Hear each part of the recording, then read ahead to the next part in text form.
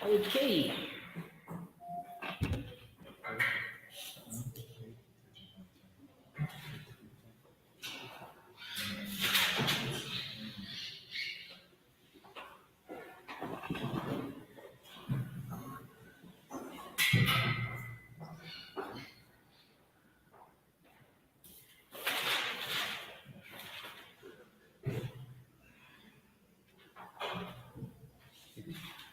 Okay, everything is on in order. Let's welcome the first speaker from the affirmative to lay down the case. Go ahead.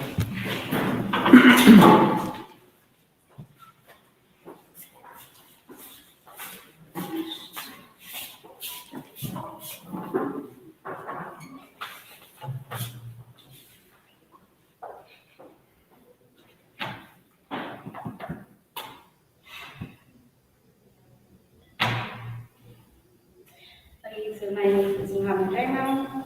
I'll be setting my timer and setting my speech in 3, 2, 1. Developing countries are only developed. Developed countries are only developed because they have infrastructure that has attracted many investors and tourists to spend luxurious holidays in their borders. We are from this mushroom. How are we going to divide developing countries in this debate today? A, they are emerging markets. B, they have a lower gross domestic product than developed countries accompanied with a small economy. C, they have relatively low standards of living. That is, majority of their people live on less than $1 a day. And finally, they are characterized by poverty and illiteracy of many of their inhabitants. Secondly, what do developing countries want in of itself, right? Developing countries want to raise people's standards of living, right? Secondly, they want to expand production and international trade. And thirdly, they want to lift the majority of their population from poverty. Moving on, right? What does prioritizing massive construction of infrastructure look like on our side of the house, right? Here we focus on the development and maintenance of services, facilities, and systems, right? This can be funded by the different governments of like these different developing countries. So here we basically invest in building large buildings, bridges, dams, pipelines, ports, and railways, right? And then at the end of the day, we connect them in order to create a network of buildings. Moving on, what does it mean then to provide high subsidies and social welfare, right? By high subsidies, you financially aid or support an economic sector or an individual, right? It could be a benefit given to an individual, business, or institution by the government. I.e., they could be grants, they could be loans, it could be tax holidays, right? Secondly, when you look at social welfare, basically, their governments provide help to needy people who are unable to care for themselves, i.e., it gives them food,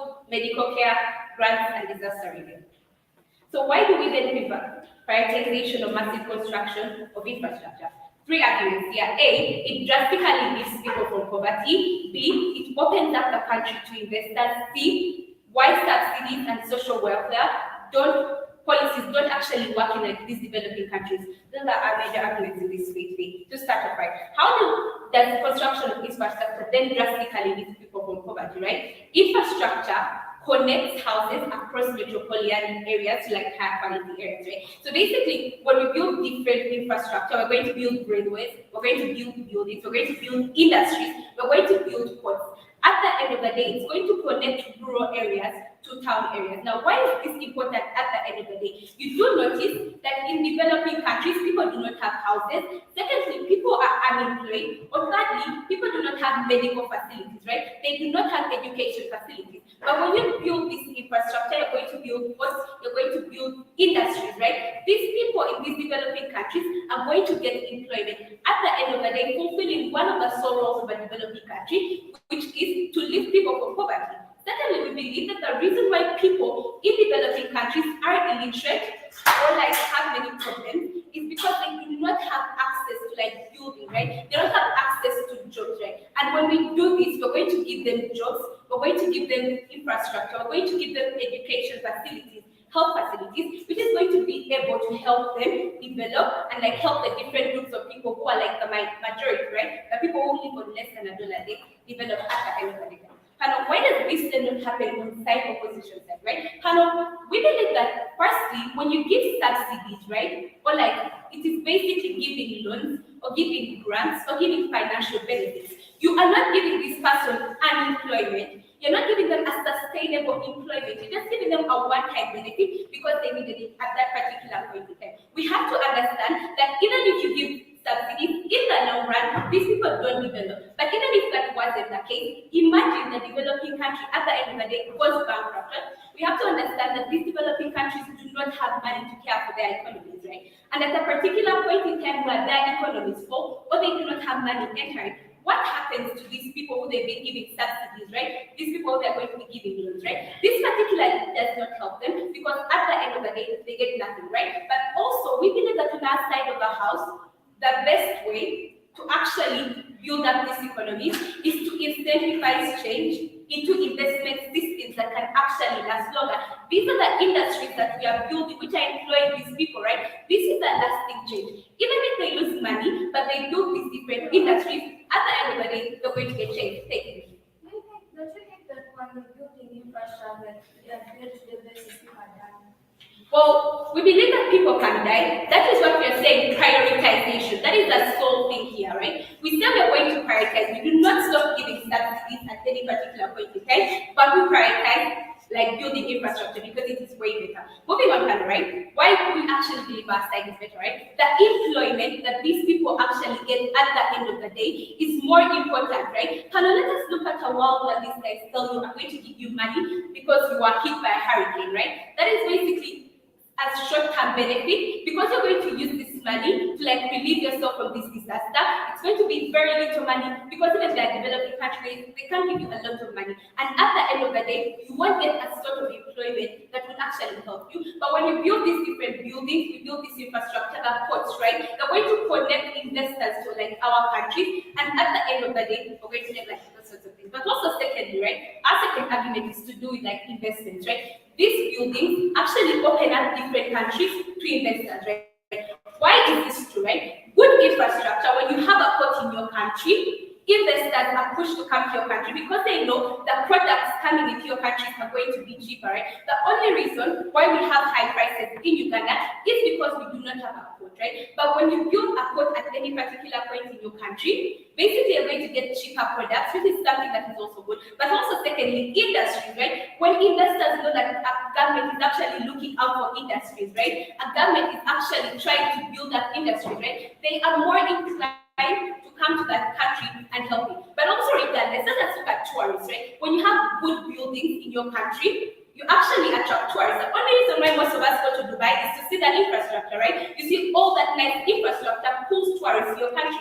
And what happens when you have tourists in your country, right? Your economy grows, which is something that a developing country would want at the end of the day, right? Hello, we believe that subsidies and social welfare projects do not work at the end of the day because we have to understand that where a government is going to get this money to actually give social welfare, right? This money to actually provide to these different people, right? They get this money from high taxation of like different individuals in those countries. And since they don't have anywhere they're going to regain that money from, right? What happens in our world, we're going to build industries when we get money, then it is easier for us to actually progress. But what happens in their world, they're just going to give a poor person money, but they're not going to get anything at the end of the day from that poor person, which is something that is not good, right? Now, why do we actually take this debate in this today, right? We show you why we actually drastically lift people from poverty higher than what the other side of the house would have done. Secondly, we show you how our side of the house actually opens up the economy to investors, and we show you why subsidies and social welfare policies don't work at the end of the day. We take this debate on those grounds. Thank you very much.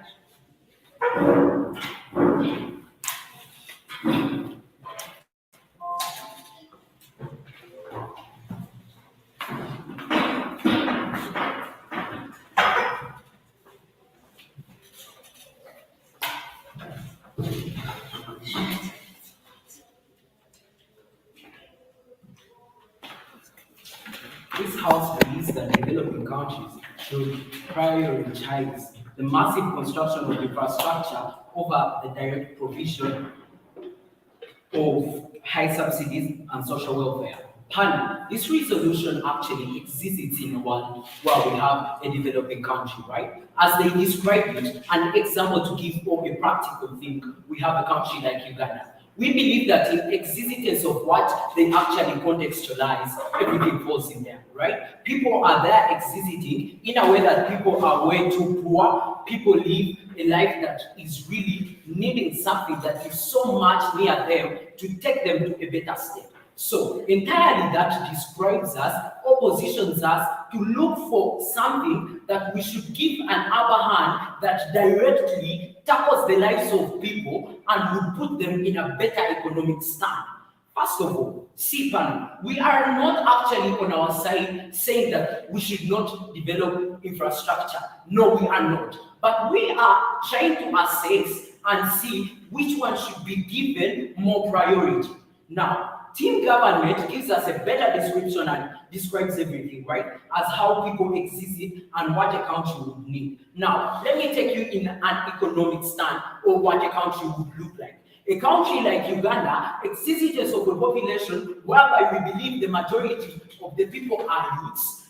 High levels of unemployment exist. We see they come actually and say that what causes a problem in Uganda, people not having enough of the things, it's because of lacking a port. But I do not actually believe in that. We see that we need to assess the nature of the economy of these countries to understand what they need. And this is what I'm going for. First of all, these countries in their existence or their economic what it looks like, we see that these people face problems in line with prices. Prices of commodities.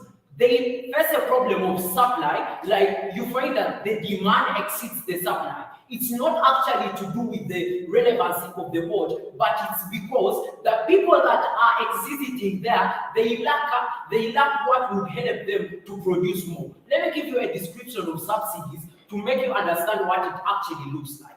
When the government stands and it gives the people an incentive to actually produce commodities at relatively cheaper prices, that means the producers find it easy to produce more to put on market simply because it is way cheaper. So when it is cheaper, that means more people are forced to produce. When we produce more, that means the supply will match the demand. So we beat the odds of anything like lacking what would be on market. Second, let me take you through what they actually tell us. They tell us that infrastructure will actually be connecting people, bringing in investors. But see, when these people describe incentives or what you can call a subsidy is not actually just onto me personally, but if it is given to many people, that means people are given an upper hand of joining the industry of production. So when people actually join, we see that we achieve everything that they are trying to bring on their one.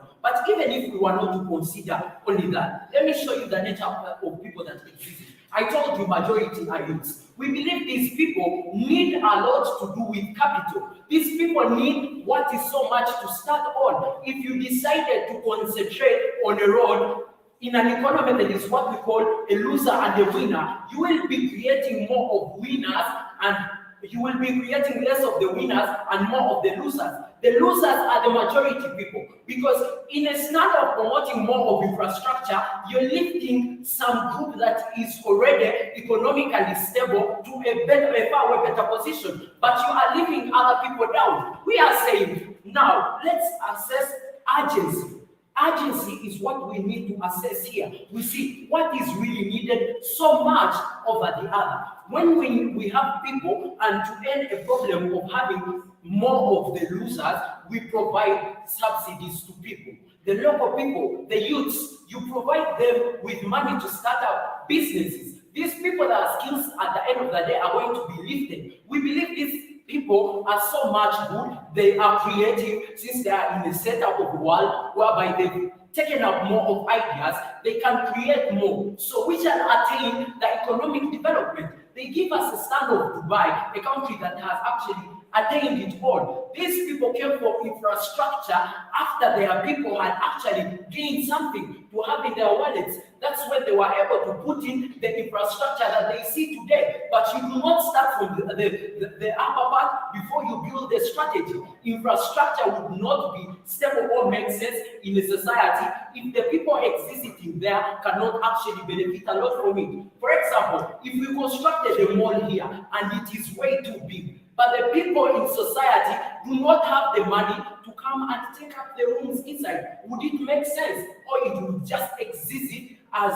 just that? You get, so people need to first become economically stable so that we see things that are way bigger. They talk of the funding to tackle the people that providing subsidies. In their argument, they provide to us that actually, if the government continues giving these people, there is a possibility of these people running bankrupt. But they are the very people in the beginning who say that the government can actually get the aid and it is able to actually facilitate that.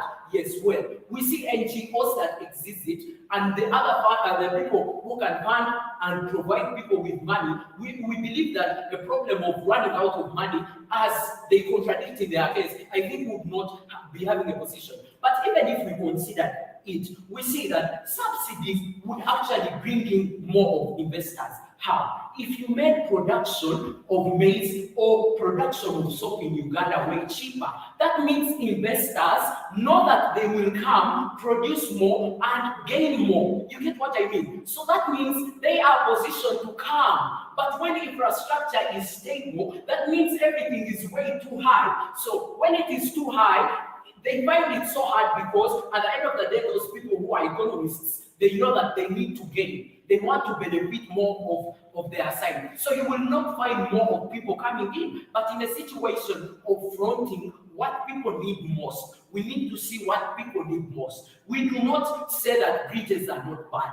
But what is the relevancy when people down deep there are dying because of hunger? Make it easy for them to actually produce for themselves, produce the food that they can actually consume. After that, they will provide your market, which can beat odds of problems of supply. Even if you made factories, when you do not have raw materials, where would they come from? We are fronting this because we need to first build what will bring infrastructure. If industries existed without raw materials, it would not become an economic success. But rather, if raw materials existed and then industries came in, they would actually be able to stand because they will have what to use. So at the end of the day, we believe what we provide in our world, we have a limited number of users. The fact that we need to uplift the economic stand of these people in these societies, since they are living in the developing countries, I think it's very much important to consider what people urgently need at that very point, other than what the team government provides to us. I beg to ask.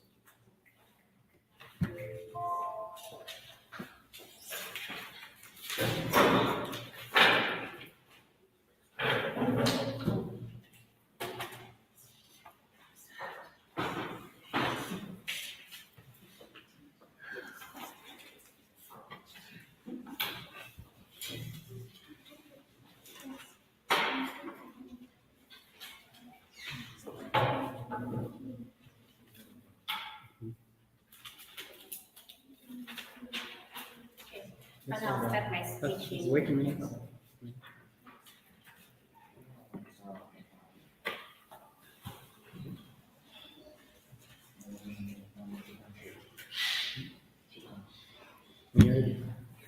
I'll start my speech in 3, 2.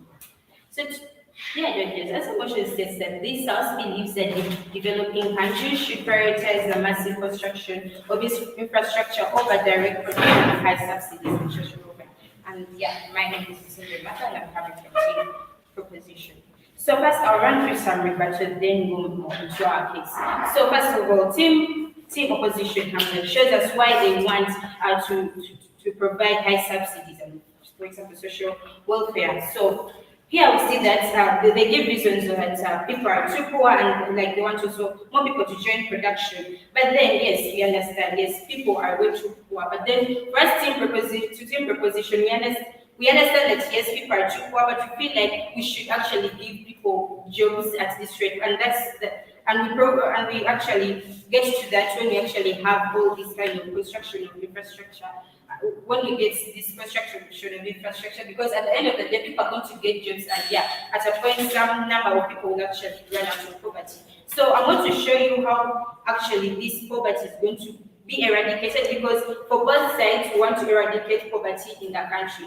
And how are we going to prove that? We as side proposition bring to you that you're going to have massive construction of infrastructure over providing high subsidies. Then they also want to they also show that with constructing massive construction of infrastructure, it's going to actually leave more people down because, like, for example, they do not have an education, or they do not have their food. So at a point, you're not going to actually lift them up. But still, I'm going to show you all this, how this actually plays out, how all this will play out when we have massive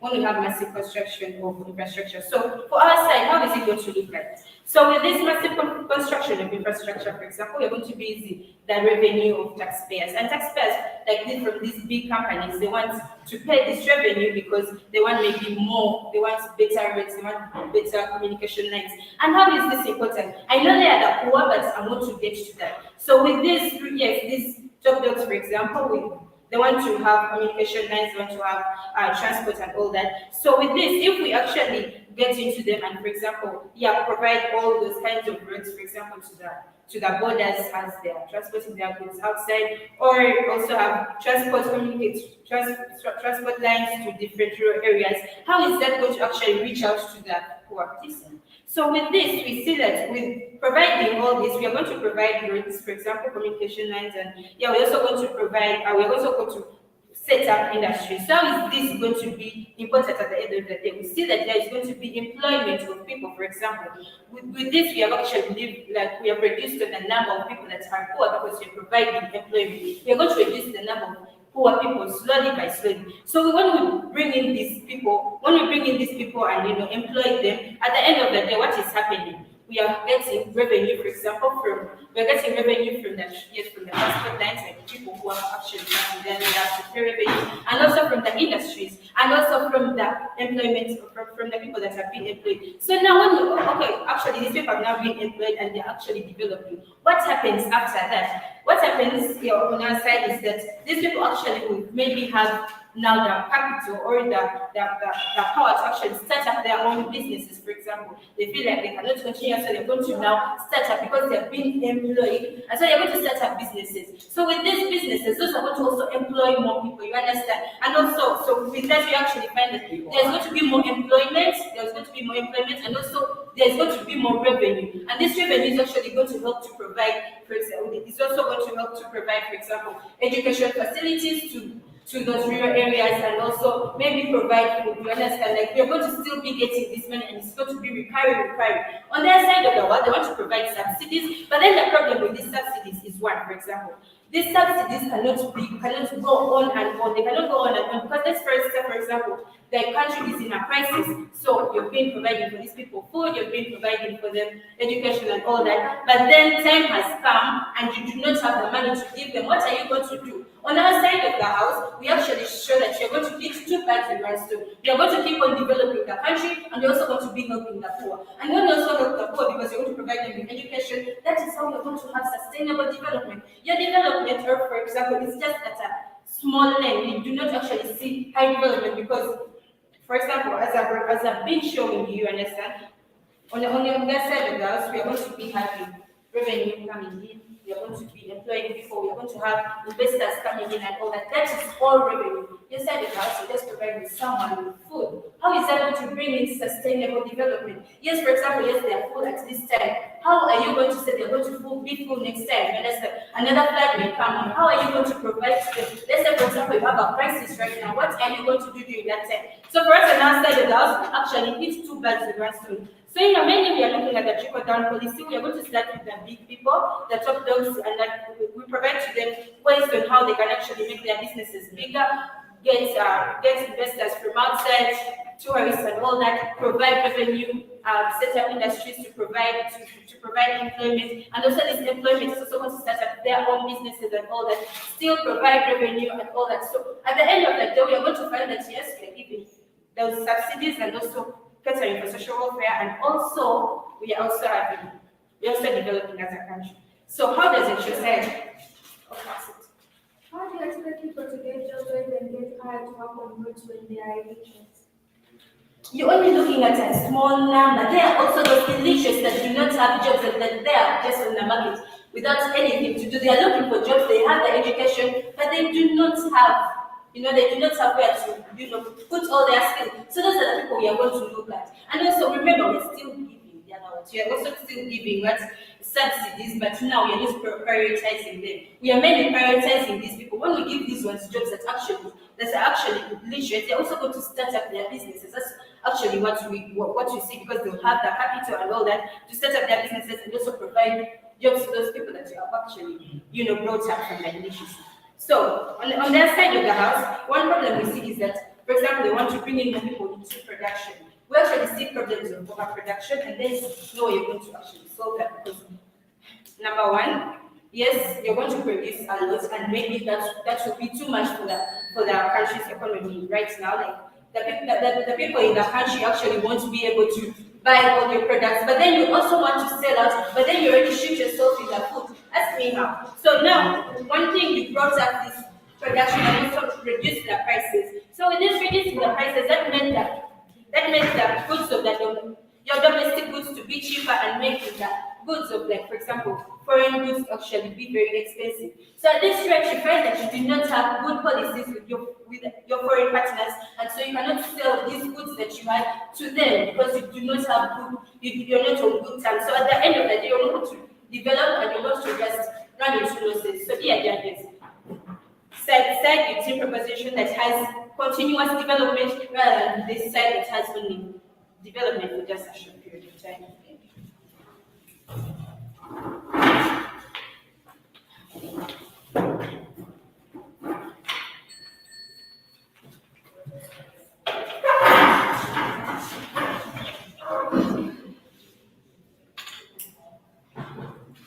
Side proposition talks about wanting to promote economic development to various ways, like how infrastructure provides jobs, but also secondly, how that significantly makes jobs bigger. But let's just understand one thing in particular.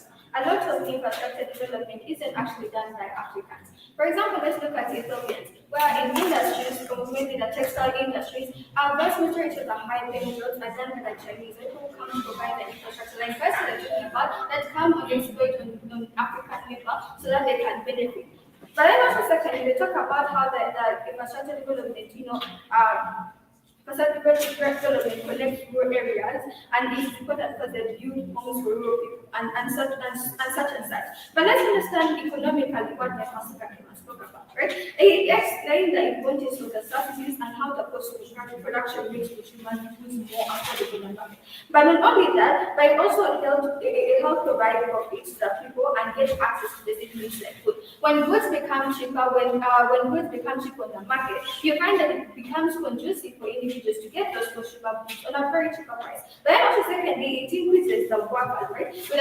With the provision of services, would obviously provide incentives to put into such workplaces. For example, you have agriculture. If you have the subsidies, there's no reason for you to not go into that workforce. So how is this significantly important, right? You understand that the kind of output that comes through production, right? The raw materials, right?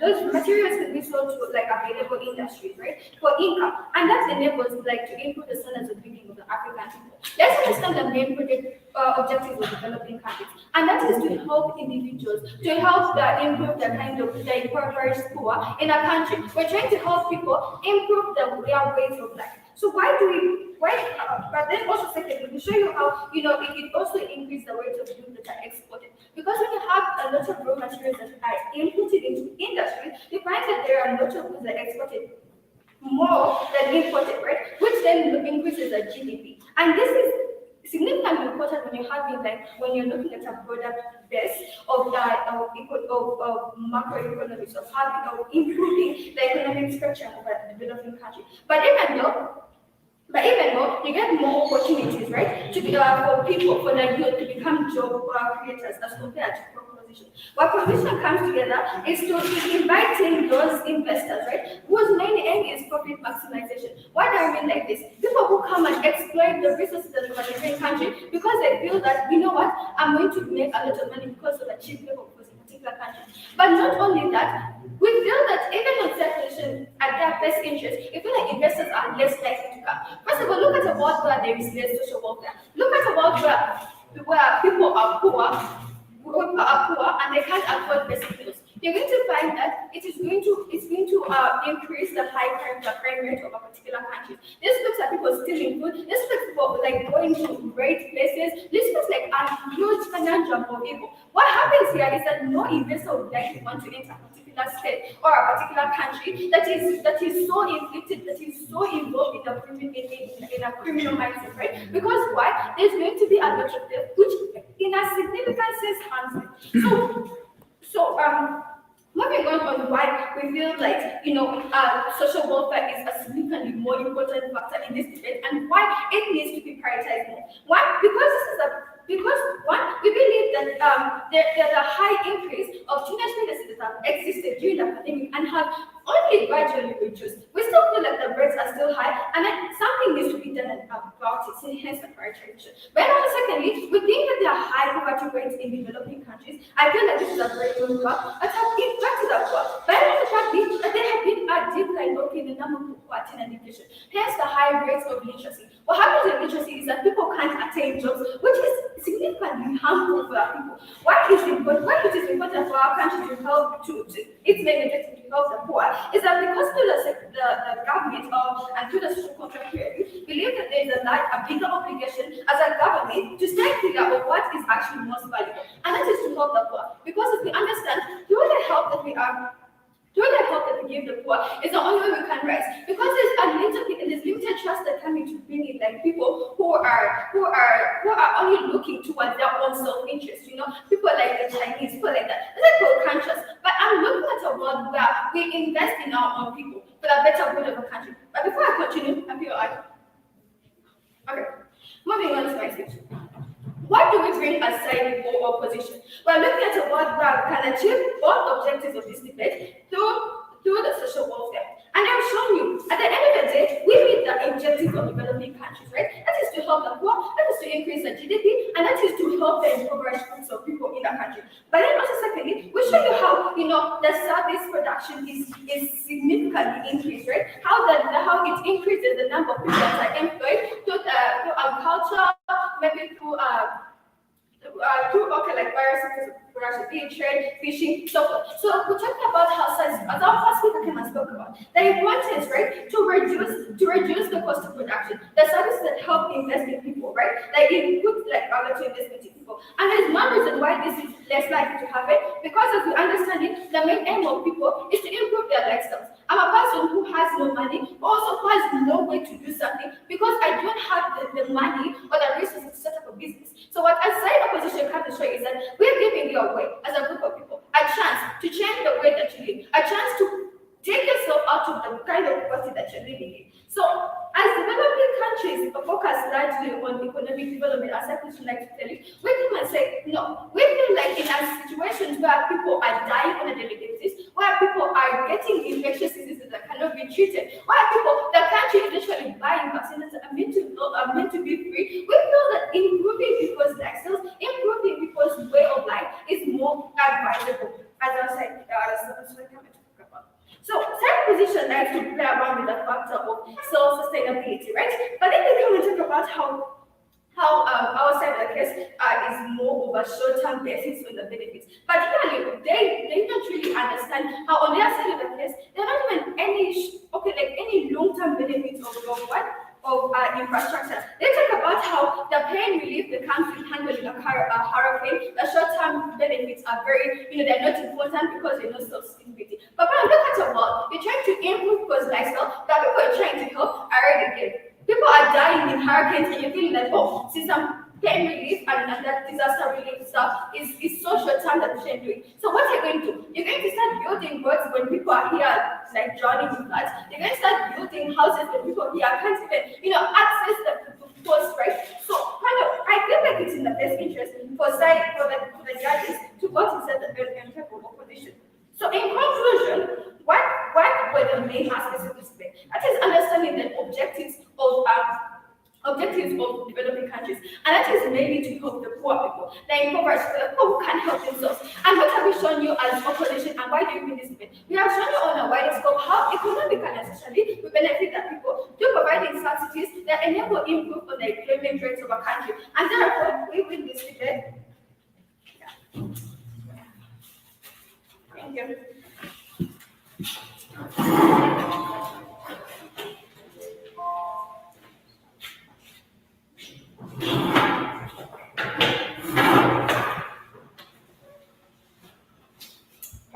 Onyango proposition on start my speech in 3, 2, 1. This House believes that developing countries should prioritize the massive construction of infrastructure over the direct provision of high subsidies and social welfare. In our first speech, we defined the following terms. We defined high subsidies and we defined social welfare. I'll do this again. By high subsidies, you financially aid or support an economic sector. It could be a benefit given to an individual, business, institution, by the government, for example, tax breaks, cash, grants, and others. While with the social welfare, the governments provide help to needy persons unable to care for themselves, for example, food, medical care, education, grants, and disaster relief, among others. So why did I have to never explain this? They come and tell us that there's been an issue in this debate on the long-term benefits versus the short-term benefits. Our speaker comes and tells them, you know what, your side of the world offers us short-term benefits. Because listen to what they tell us. They tell us that they want to solve a problem which is urgent according to them. And the problem is people are dying of hunger, people are dying of disasters and all that. But then investing in their people, they do not give us a guarantee that whatever investments they are making in these people are actually going to pay off. But then we show them that in our side of the world, we're not just investing in people, we're investing in something as a whole. We are carrying out in that infrastructure development where we talked of industries booming up and various things. And we showed you how in the long run it is going to connect people in the rural areas and urban areas where we saw that we're going to see people getting employed, where we saw that, for example, food stuff will easily be transported both to the market and to local consumers and all that. So they come and ask a question. They ask, how do you expect these people to get employment when they are illiterate? Now, you find that there are industries, especially with our side of the world where we are dealing with infrastructure, that actually do not need one's level of literacy or illiteracy. For example, in construction of maybe health cares and all that, we need bricks, and you don't need to go to a school to learn how to make a brick. That is basic skill that someone has. And then the government that they talk about, where they want to provide to the people, because one of the things they want to deal with is they want to fight high illiteracy. Now, the high illiteracy they are fighting, we see governments offering, for example, in Uganda, UPE education. And when you look at the UPE education, it doesn't even reach the standard of the people. You find that very, very few people actually make it out of such education systems. So if that is what they are availing to us, why would we bench for that? And what are we saying in alternating to this? We are saying we are carrying out infrastructure among this where we are going to build actually better schools and see a way on how we are going to enroll in these people. Now, they come and tell us, you know what, infrastructure can't make sense if the public does not benefit. And in my first and second speech, we have clearly explained to you how this infrastructure is actually going to benefit the people, how the industries are going to benefit the people, how the schools, roads, and hospitals are actually going to benefit the public. I guess that answers the question. Then what they talk about is they want to invest in the people, and they say that the help we give the poor is the only way we can raise according to their world. So by them giving you aid, by them giving you 2 meals, by them giving you medication which is not even that justified, they feel like they have reason to where we do not know. And what are we offering in our side of the world? We are saying, we just don't want to feed you for 1-2 days. We want to put up an investment that is going to help you. In a day, we cannot feed you. We want to help you so that you can feed yourself. And then we talk about investment, well, at the end of the day, as a developing country, we're thinking of profit. Now, with the investment, I am giving you food. The only profit that would be there is probably your energy, and maybe that you get to live another day without being hungry. But now, what profit are we getting? We who are actually carrying out industrialization, infrastructure, and all that.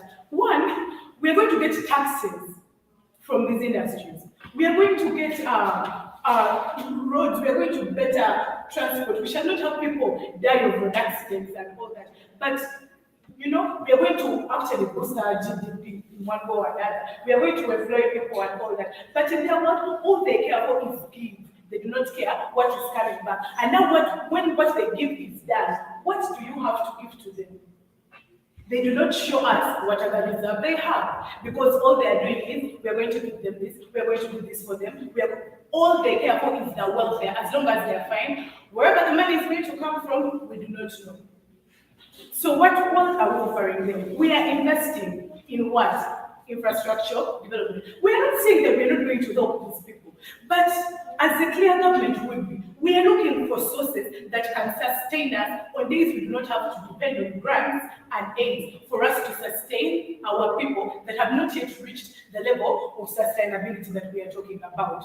And how are we doing that? We have informed you. We are going to construct roads. We are going to put up industries which are going to actually bring about employment and all that. Like our three arguments in this debate have been: one, drastically lifting people from poverty. How are we lifting people from poverty? Unlike them, we're not helping them stay in their poverty, but always wanting to deal the receiving end. But what are we doing? We are going to set up industry. We are going to set up schools where these people can actually go and get employment. Because not everyone who works in an industry is actually that. But then, to also make sure that these people fit in the jobs that actually require land people, we are building schools of quality, not schools where people sit in tuitions, not schools where people don't even have teachers and all that, because that is all the government can offer. Because they are limited, they do not have a source of income. They have not invested in anything. So how are we to be batting that? We are putting up these industries, which we can actually tax to get the money that we can actually give to these people. To cater for their welfare and all that. Then we talk about the fact that it opens up the country to investors. For example, we see people in Uganda here setting up factories in Tororo and various districts. And you find that these establishments that are being made by investors are actually going to be of much benefit to the local population as well as the government, because as much as these people are getting employed, we are also taxing these people. And as we tax them, we are actually gaining income. So we can help those who have not yet reached the level that we're talking about. And then we say, why don't subsidies and social welfare policies work at the end of the day? Let us fight what we can. And for those that have not yet joined the fight, for those that have not reached the fight that we are into, then we can help them with what we have already made of ourselves and hold them up. When they say that developing countries should prioritize massive construction of infrastructure, they do not say that we should kick off people's lives, we should kick off caring for people and all that. But there is something that is more important than the other. And in tonight's debate, we have realized that it is prioritizing infrastructure development. I've never been proud of that.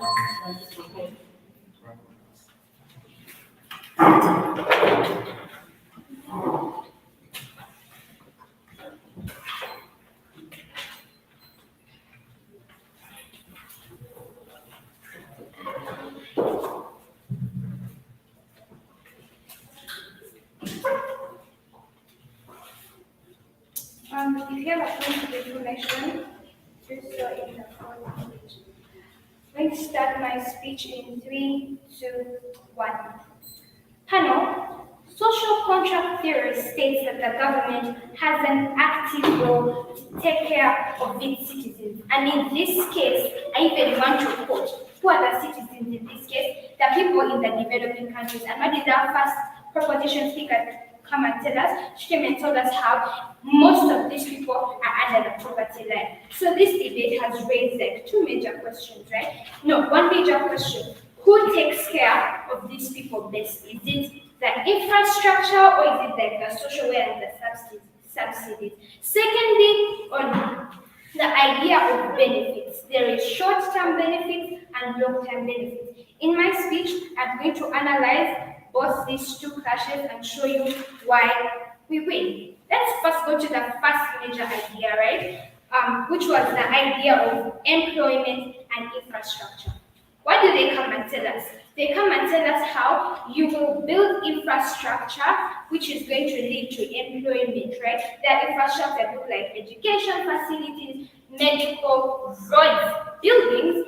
It's the same case as second proposition, the second program, how you're going to attract investors towards the economy, and you're going to attract investors and the economy is going to grow, etc. This was a beautiful case. But now, let's first see and analyze how this is going to happen in the first place. First, note that the motion said massive. Massive is not just 2-3 roads. Massive is a couple of roads. Note that, let's give an example of that one road, the Entebbe Express, how much it costs, most expensive road in the world. That is like one road. Now that is a road. We're talking about buildings, all that stuff. So that's for questioning us about money, right? Let's even, before we even go further, let's question which side of the house even will even take less money, right? Outside of the house, they say it's just, outside of the house even has less money because you're in a better position to actually take care of, to provide these subsidies. Their side of the house, let us go to this infrastructure they want, these roads, these buildings, etc. The amount of money they would need to pull off their infrastructure. First of all, that money will come from how? We're talking about taxes, right? This looks like borrowing money in that they will have like this massive debt that developing countries will not just pay back in 1, 2 years. These are like billions of years. How will they pay back this money? Imposing taxes on people that already don't have anything, right? They come and tell us how majority of people are under the poverty line. That entirely means that how they'll literally get back this money for it to actually get to a level of sustainability, they will have to tax these people. They'll have to tax these people and literally the people will have to literally pay for the government. But even on the second note, right? But even on the second note, the idea of employment. In our speech, comparatively, we come and tell you how. We come and tell how do you expect to go? How do you expect to go and let's say work when you're in an empty stomach, right? When the security in your area is not that good. Their point of employment doesn't necessarily stand because these people can't even afford basic needs. Majority of them, she said even they live upon $1, they can't afford basic needs, i.e. food, social services, etc. They can't afford that small thing. What social welfare then does is to cater for them. It solves the first problem at hand. Yes, we know developing countries need their economies to rise, but the first step to solve it is the people themselves, right? The people cannot go to work or cannot necessarily enjoy the employment when they are starving, when they can't. For example, down on the road, the Entebbe Express road, you have to pay like 10,000 when they can't afford to move on that road. So even the issue of employment still falls out of debate. But even at the third level of the battle, we come and tell you how the taxation is going to be too high. In that, when they're talking about if they're talking about employment, like if they're earning some money, the money will still have to go back to the government to pay for that infrastructure because they don't necessarily have. At the end of the day, if you are coming to tell us about employment, it's still the employment. Let's take them by their best and assume that it's actually going to work. Only the elites in the country are going to benefit. The people who majorly need this song, like we told you earlier on, don't necessarily benefit from it, right? And that literally falls out of the spirit of the debate, right? But even tourists, these tourists are going to literally be overcharged, something of that sort, right? What do we tell you in the comparative, right? Why do we take them at this? Number one, we come and tell you how you put these people in a position whereby you give them money to that will better position, that whereby they'll be in better position to start up their business. This looks like giving the government funding a specific company so that they relatively provide these goods relatively lower to the people themselves, right? This is what we come and tell you, and this was not necessarily opposed. Rather, they chose to oppose the idea of how when you feed someone, it's just like 2 days and then what happens next, right? We come and tell you how on our side of the house, you give this, on our side of the house, you give these people employment, right? Even if it's not like grand employment, but at least they'll have that sort of money. They will not necessarily have to pay high taxes, right? Second point of analysis, right? Second point of analysis between the long-term benefits and the short-term benefits. Let's first analyze that. So what do we tell you? We tell you how we give these people subsidies to take care of them. They seem to have a problem with people eating food, having food on their table, which they cannot afford. In our sort of scenario, we give them this food even relatively cheaper. They seem to have a problem with these people having security. What they want to prioritize is buildings. What then happens is that there's going to be backlash from the people. People you're going to build for them, make roads better and all that stuff. But at the end of the day, there's going to be backlash, right? Stuff like governments to crap that, in that sort of scenario, whereby the people are rioting against the government because they cannot necessarily provide to them. This then is particularly harmful because at the end of the day, if you have people rioting and causing chaos, that's the sort of development they want to create does not necessarily happen immediately at first, right? Because if you want to build a road here, people are throwing tiles with that is like, long story short, you slow down the sort of infrastructure. So, what am I trying to prove here? If in any case you want to also know that when you're prioritizing, it then does not necessarily mean infrastructure won't be built, right? We mean that when you prioritize something, you first take care of something that's the most urgent, right? When you prioritize something, you first take care of something that's urgent. I.e., in this case scenario, the people themselves, right? On their side of the house, they build infrastructure whereby we don't know how long it will take for the country to first of all become stable, because this is massive construction. We're talking about that high debt, like I told you earlier on. Secondly, that sort of return rate, and thirdly, even the point of backlash. At the end of the day, what do we then tell you, and why do we feel like at this point in time we're in this debate? Number one, we give you a solution that best helps the poverty rate. These people are underground. These people are not in position to afford basic needs, right? Buildings will not necessarily help them to afford these basic needs, right? If they want to create employment, if this infrastructure is to work, if employment is actually supposed to come like at a fast rate, or if I end by saying that, if we want this infrastructure to be built effectively, we need to first take care of the people. Proud to.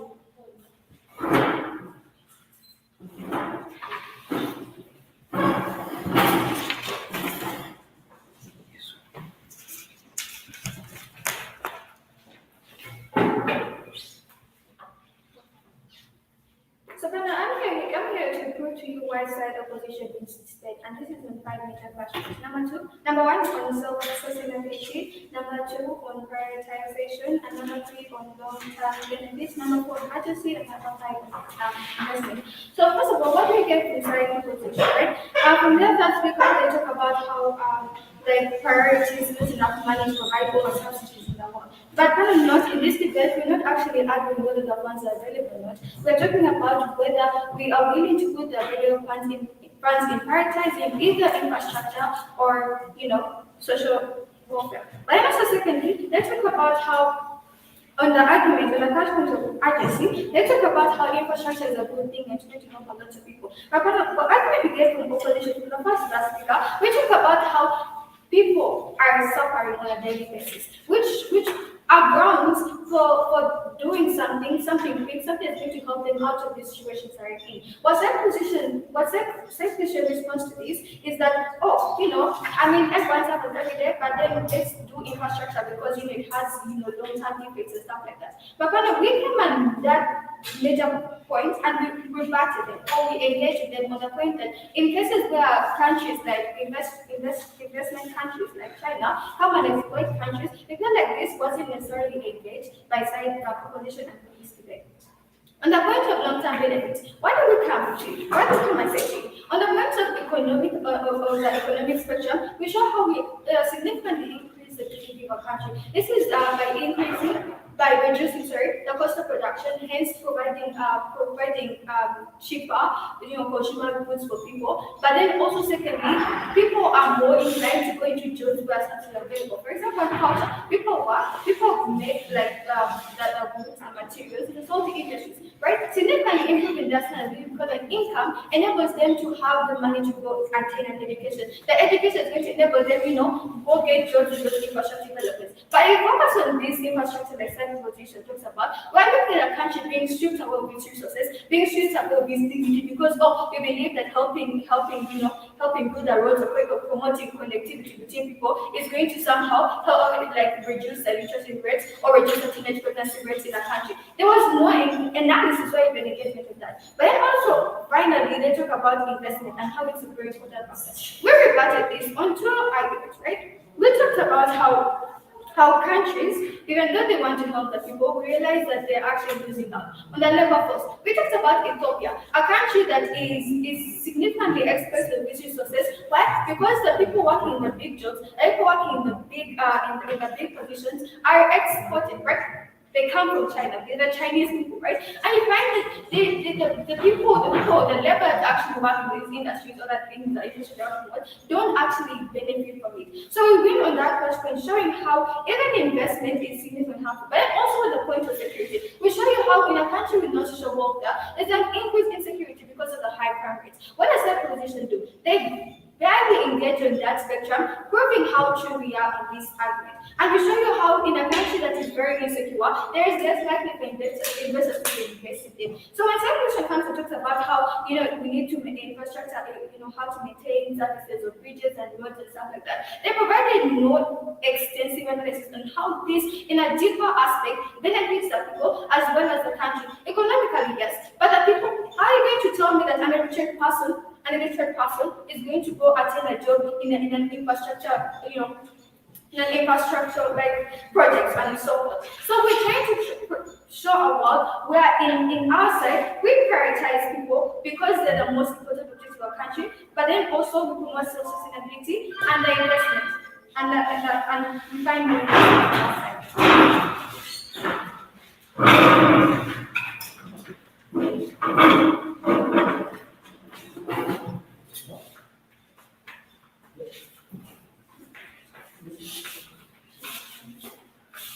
Okay, so Raima, I'm going to start by speech in 3, 2, 1. Panel.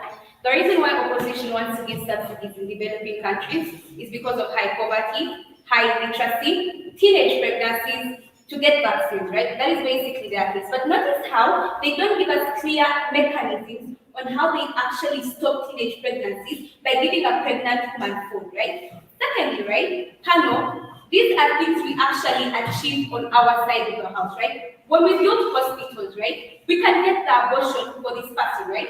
When we build schools, we can solve illiteracy, right? This is basically the kind of infrastructure we stood for from the start of the debate, right? We want to build industries, we want to build schools, right? This is something that we have to notice, that their world does not exist because it is a developing country, and developing countries don't have a lot of infrastructure to actually support it. But when we have our world, when we build this infrastructure, then we can stop poverty by giving employment to industries. We can get those pregnant women actually abort and all those sorts of things, right? Moving on, right? What are the meta clashes we see today? A, we have urgency. B, we have employment. C, we have investment. And D, we have profit, right? Now, on the clash of urgency, right? We do understand that developing countries, people are actually suffering in the long run, but it doesn't make any sense if we give them a small sort of relief at this particular point in time, then our long-term development that we get at the end of the day, you have to know that from our speech has showed you that their economies are unstable, right? I will give you food today, but tomorrow I won't give you food. But when I build this industry, it's going to give you employment at the end of the day, enabling you to actually sustain yourself. Now, we win on that class because regardless, we do not remove those subsidies or all those sorts of things, but we get more development and we get long-term benefits at the end of the day. Secondly, they come and tell us that we have no employment on our side of the house, or they have no employment, but they don't understand how them giving someone food or how them giving someone a grant gives them employment than us giving them buildings, like build hospitals for different doctors who have graduated but do not have jobs because there are few hospitals in the country. This is something that is good, which I explained to you from the start of the debate, but it is not important. Thirdly, they tell us that they get more investment because the price of products is actually low on their side of the house. But we come and tell you from our perspective that who would want to invest in a country where the prices of products are low and they do not get profits, right? Investors want profits. How do we get profits when the prices are low? Which is something that is even achieved on our side of the house because we build industries, right? We open up those economies, which is something that is good for like these different investors, right? Finally, Kano, right? What do we get from their side of the house, right? We do not get any sort of profits at the end of the day because you're spoon feeding these different groups of people. But even if we invest a certain amount of money into building these buildings, at the end of the day, we're going to develop and we're going to get like more benefits, right? Moving on, right? This is something very abstract from their side of the house, right? Where do we get the money? Let them speak as saying, right? Their reply speak as saying, right? We do not, this debate isn't about the money, it is rather about the outcomes, right? But even if that wasn't the case, where do they also get the money to give the whole Uganda food at the end of the day? This is something that is very absurd, right? At the end of the day, they're going to give the whole Uganda food, but they won't get any profit at our side of the house where we build an industry, and then we get money at the end of the day to repay that debt that they actually put on our side of the house, right? Pardon, what do developing countries want, right? They want to raise people from poverty, they want expansion of production and international trade, and they want to lift people from poverty. And these are things that are all gotten from our side of the house because we show we have long-term sustainability, we show we have profit maximization, and we show that at the end of the day, majority of the people are lifted from like below the poverty line due to employment, right? Social contract theory says government has an incentive to take care of its citizens, and that side of the house clearly fulfills all the criteria. Okay, it's really been a tight round of, it's going to be silent. Yes. Okay, silent. Right, so you guys are just going to shake hands, but then we shall meet you down the side there. Yeah, meant to get down there. At the beginning area. Okay, so thank you for the round.